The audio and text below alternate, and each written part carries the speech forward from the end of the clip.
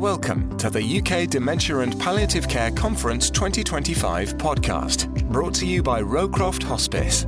Recorded at the beautiful Buckfast Abbey Conference Centre in Devon, this series explores the critical role of dementia and palliative care in supporting those living with dementia. Across these episodes, we'll be sharing expert insights, real-life experiences, and innovative approaches to improving care. Thanks for tuning in. Let's get started. What support do children and young people living within families facing dementia need? Facilitated by Hannah Gardner, Consultant Admiral Nurse, Dementia UK. Well, thank you for coming. My name's Hannah. I'm a Consultant Admiral Nurse for children and young people at Dementia UK. It's a national role, and it's about supporting all children and young people living within families facing dementia. So any child under the age of 18, impacted by dementia in any way, any relationship, can access support.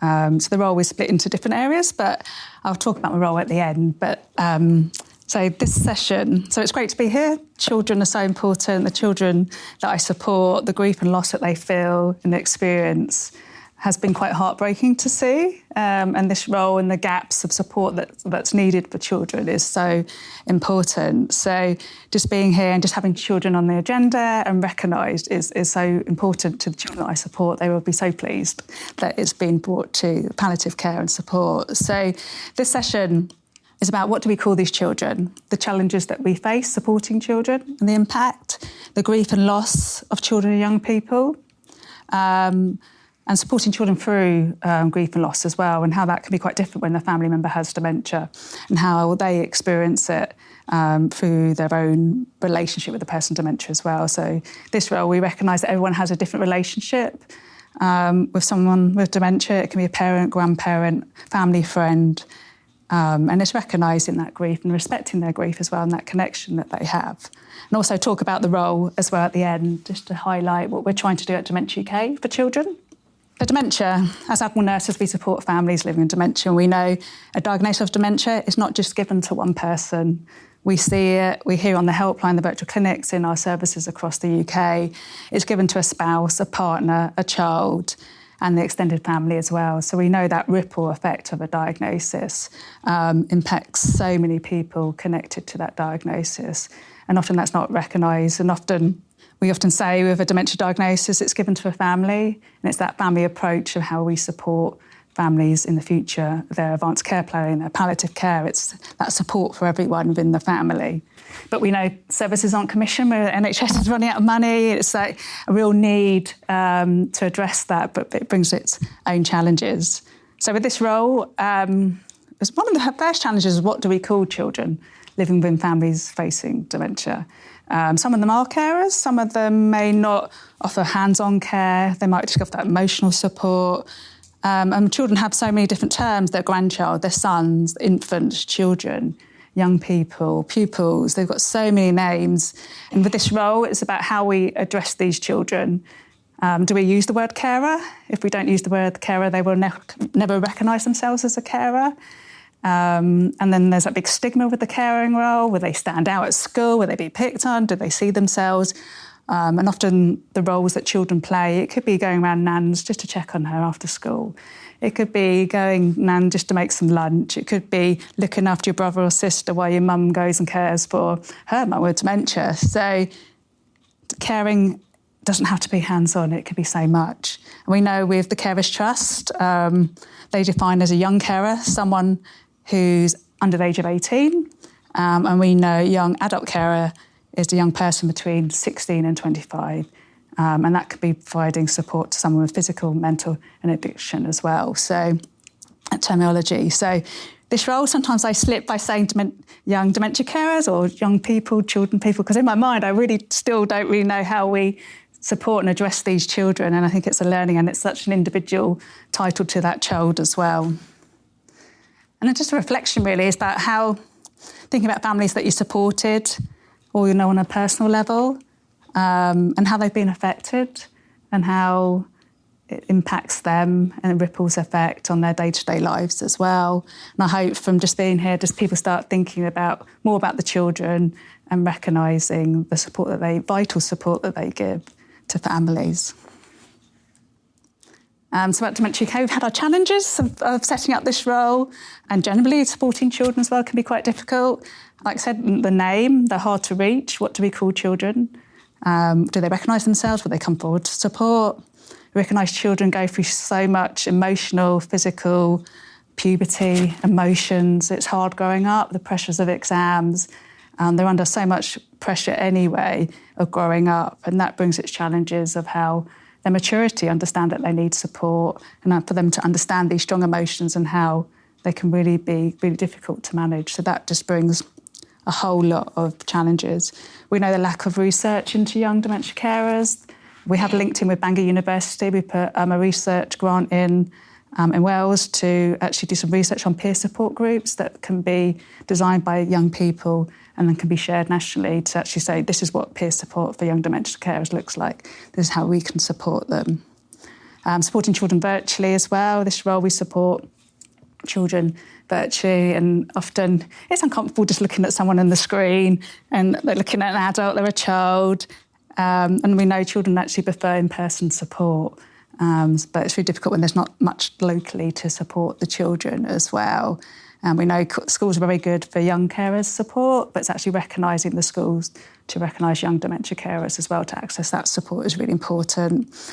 Safeguarding, so strict on safeguarding. We know, sadly, sometimes safeguarding has to be raised, but often it's not because the parents are abusing the children. It's often because they don't have the respite, they don't have the social care and support to help them deal with the person living with dementia. And this actually often exposes the children to emotional and psychological risk, and sometimes safeguarding as well. But sometimes these children just need to be under child protection to protect them from harm. As we know, some dementias aren't just normally memory-led, it can be other lack of insight as well, and behaviours can be changed. We recognise supporting children, the age ranges are so vast and so many different development stages, and how younger children engage with play. Teenagers, they don't want to talk about emotion, they don't want to talk to us, they just want to talk to a stranger, they just want to be normal, they just want to have a childhood. And that's what makes it very difficult to look at resources and support for all different ages. Is it primary school is very different to secondary school. And people go to universities as well, how you engage in those ages as well. We recognise the complexities of young onset dementia and the lack of support for the children and the impact on their relationship and the complexities when it tends to be a rarer type of dementia as well. That can be challenging for children because often society sees dementia as an older person's condition, and when you have a young onset, it brings huge challenges. And also data protection, how we hold children's data, how we access children, what we record, and the consent. It just brings a whole window of working very differently with children to adults. So those have been some of the challenges as well. But also another one is culture. Children come from different cultures, and that has a huge impact of how we engage in different cultures when they see the caring role as something that you have to do. It's part of being that extended family. So that can bring its challenges, and even with the word dementia is not often mentioned. So there's a huge amount of challenges, but so needed, so much support is needed for children. And the loss and grief. So children experience loss. The children that I have supported, majority of the time it is the loss and grief that they need support with, for recognising the grief. It impacts their daily life routine, having someone with dementia in the family, the other relatives or guardians are carers. It impacts their weekends. It impacts their relationship and role changes as well. They can start becoming carers for the younger siblings. They start worrying about the well parent when the other parent has dementia. A huge amount of shift. And often children experience loss and grief for the relationship they never had, or childhood they never had, or they feel very different to their peers. So it can really experience the loss and grief in just that relationship of something that they've never had, and the family time, and that advocate, that someone to go to for advice, that nurturing person you had gone to now has dementia. Who do you go to who'd support you with growing up, dealing with bills, university, getting a job, learning to drive? has a huge amount of impact, and loss and the grief and the frustration that children feel, and the isolation is a key thing. And also care environments. If you've had a grandparent's family home in your family for so many years and suddenly they've gone into care, that security, that place you would have gone where you felt safe, the happy times, and now they're in this environment that can be quite scary. We've noticed with this role that we need more resources and information for children about what a hospital is, what a care home, a nursing home, what a hospice is. So often they feel not scared of these environments. So if they hear their friends saying their relative's gone into hospital and they've died, they think that's going to happen to their relative. So it's about giving them the correct information and support to help them deal with care environments as well. And that can cause the loss and grief and stress that people experience. Also, children observe the person with dementia reactions and responses, and apathy is different to what they know. So if you had a grandmother who would walk in the house and they would hug you, ask you about your day, ask about your friends, and suddenly over time they start asking questions and you're not sure why. Sometimes children take it personally. They don't understand the changes in the person living with dementia, and that can be quite sad for the child because they're missing that relationship and that response that they had and the time they spent together as well. And we know that children have so many myths. They often think they can catch dementia. They often want to know how they can help. What can they do? So they have so many unanswered questions, and recognising those emotions that they feel, often grief and loss, and the waves of grief that you go through. Supporting children and young people through grief. So the NSPCC had this cycle, how to support children, but it just made me think about families living with dementia, children experiencing a relative or family friend with dementia. As we know, there's no right way to grieve. Everyone with dementia is different. Every relationship is different. Often, if a bereavement, it's the first bereavement a child has experienced, the first time it's happened to them, the first time they experience these strong emotions, that overwhelming loss, and don't quite understand what they're experiencing and how to put it into words. And also, children often puddle jump, so for their coping mechanism, they would jump in and out of their grief. So one minute they would be fine, next minute they would be grieving. So that often parents find it very difficult to understand how you support a child because you're trying to look at their behaviour, and it's often because of their age and their coping can be quite difficult to support children.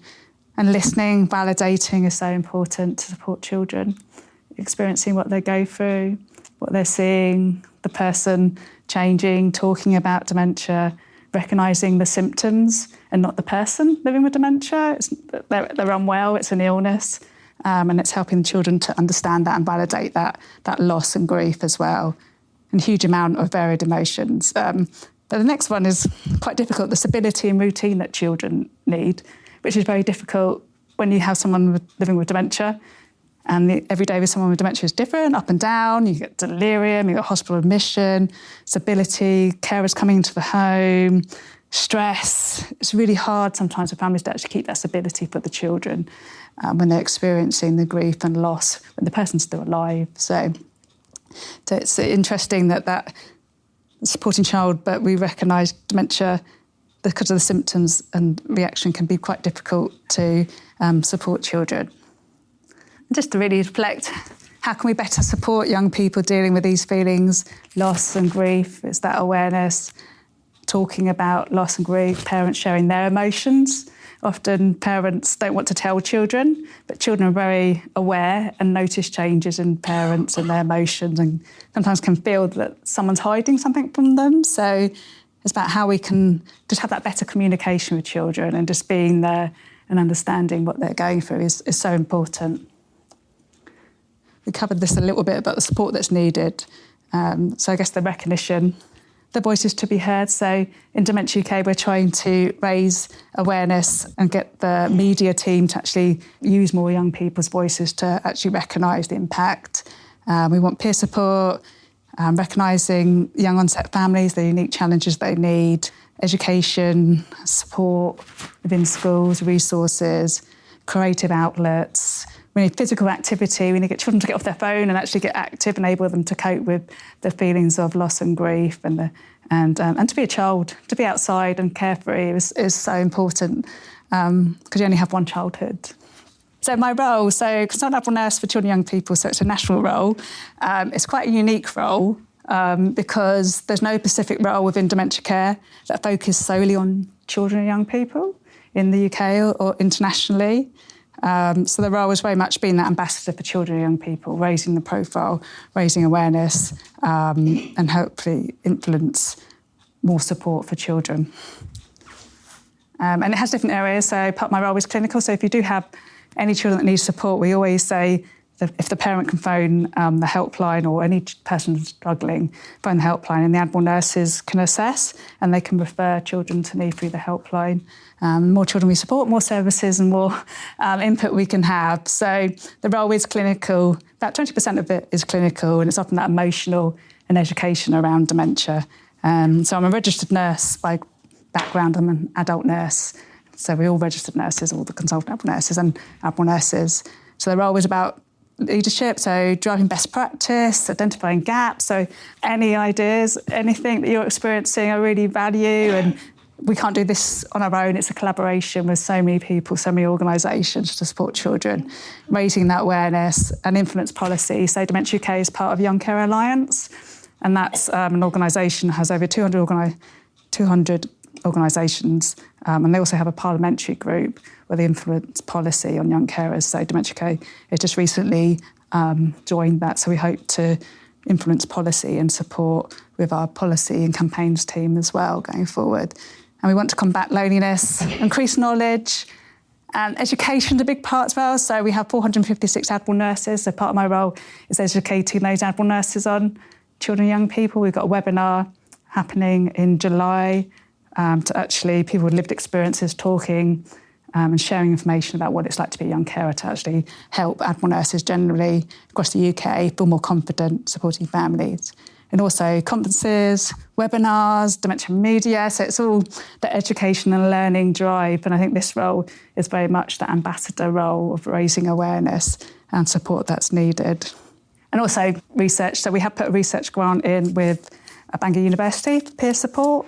Hopefully we might find out in May if we get the funding for it, and that's really about peer support for children, designed by children, and that can be shared and used across the UK, so people can actually set up peer support groups themselves for children.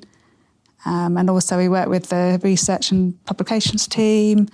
We also sort of trying to put the research into practice as well, and everything I do, I collect service data that can be used as evidence to show that we need more support for children, and hopefully embed more services that can be used with parliamentary groups to show that young dementia carers need recognition as well. And I'll just leave you with the very last bit. So this is from a young dementia carer. They were cared for their mum who had young onset Alzheimer's, and they were 16, and she had so much valuable information, but she, because of her age, she just felt that people didn't value that.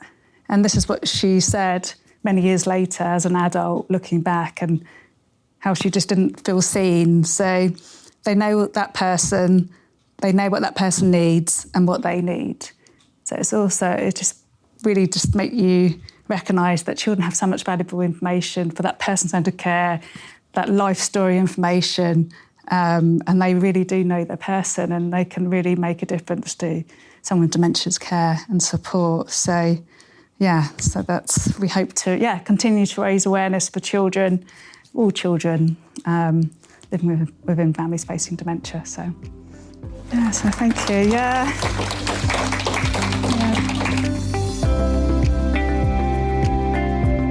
That's it for this episode of the UK Dementia and Palliative Care Conference 2025 podcast. A huge thank you to our sponsors: Majestic Holidays, Wallens, Amica Care, MC Hearing and Audley, and to Dementia UK for their invaluable support.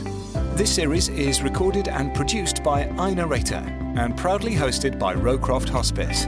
Links to resources mentioned are available in the show notes. If you found this discussion valuable, please share it, and stay tuned for more thought-provoking conversations. Until next time, take care.